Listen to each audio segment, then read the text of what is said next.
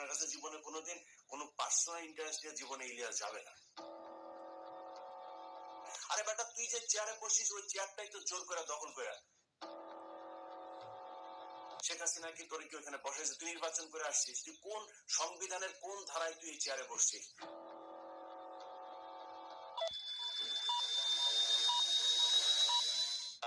প্রথমেই যে বিষয়টি প্রফেসর আসিফ নজরুল আপনার কাছে যেতে চাই, যে প্রফেসর আসিফ নজরুল আপনি অনেক দিন ধরেই বাংলাদেশে আলোচিত একজনের মধ্যে থাকলে, বুদ্ধিজীবী হিসাবে, পরামর্শদাতা হিসেবে, অ্যাক্টিভিস্ট হিসেবে থাকলেও আপনি আসলে এখন সরকারে আছেন।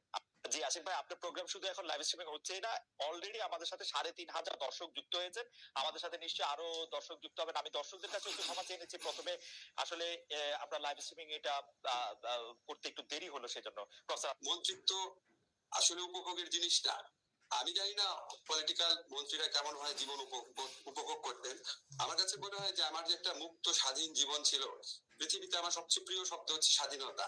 আমি অনেক বিপদের মধ্যে আমি স্বাধীনভাবে কথা বলার চেষ্টা করতাম, আমি স্বাধীনভাবে চলাফেরা করতাম।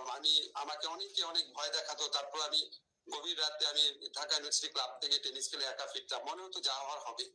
তারপরে আমি রিক্সা চড়তাম আমার ওয়াইফের সাথে। আমি অনেক সময় স্ট্র্যাটেজিতে আপনারা দেখতেন যে আমি কফি শপে যাচ্ছি। এখন আমাকে অনেক কিছু বিবেচনা করে চলতে হয়, আমাকে অনেক অনেক বেশি কাজ করতে হয়, অনেক বেশি। এবং খালেদ, সবচেয়ে অসহনীয় যেটা, এমনও হয় যে ধরেন আমি হয়তো 4-5 ঘন্টা জাস্ট একটা চেয়ারে বসে কাজ করছি, বা 3 ঘন্টা কন্টিনিউয়াস মানুষের কথা শুনছি। আমার জীবনে এগুলি খুব নতুন অভিজ্ঞতা এবং একদমই আনন্দদায়ক না। তবে একটা আনন্দই শুধু আছে, যখন কিছু করতে পারি, একটা মানুষেরও যদি উপকার করতে পারি, একটা ভালো সিদ্ধান্ত যদি নিতে পারি, তখন ভালো লাগে। এই আনন্দর সাথে কোনো কিছু তুলনা হয় না। এখন দায়িত্ববোধটা অনেক বেশি, স্বাধীনতা কম, উপভোগ কম।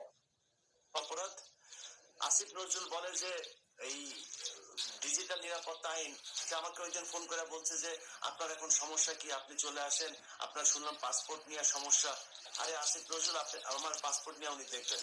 আরে আসিফ নজরুল ভাই, আপনি আমার পাসপোর্ট নিয়ে দেখবেন, আপনি এসবি রে বলেন না, পাসপোর্ট অফিসে বলেন না, ওদের যদি বাপের ক্ষমতা থাকে আমার পাসপোর্ট আটকায় রাখতো, ওদের বললেন ক্ষমতা থাকে, উনি আমাকে এই হেল্প করতে চায়।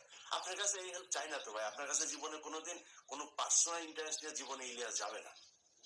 কিন্তু আপনি এই যে আলেমরা এখন পর্যন্ত আটকে আছে, ডিজিটাল সিকিউরিটি অ্যাক্টে অনেক আলেম আটক আছে, আপনার সেখানে ভূমিকা কি, আপনার পদক্ষেপ কি, আসলে কি কিছু নেওয়া হচ্ছে? কিছুই নেওয়া হচ্ছে না।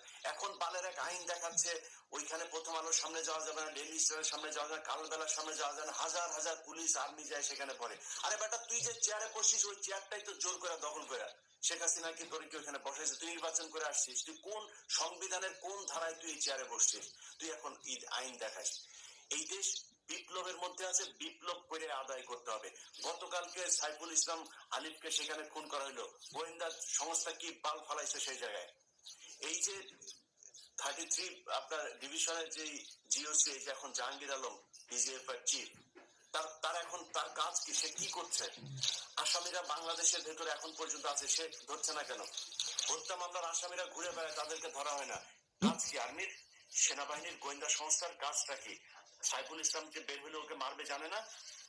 সামনেই তো ওরা ত্রিশূল নিয়ে দাঁড়ায় ছিল, এই খবর সেনাবাহিনীর কাছে ছিল না, মানলেন না কেন? পিনাকি যায় সেটা মারাইছে তাহলে? Berocca proneva, richer Magnesium für die Nerven und Muskeln, ganz an die Anpackung.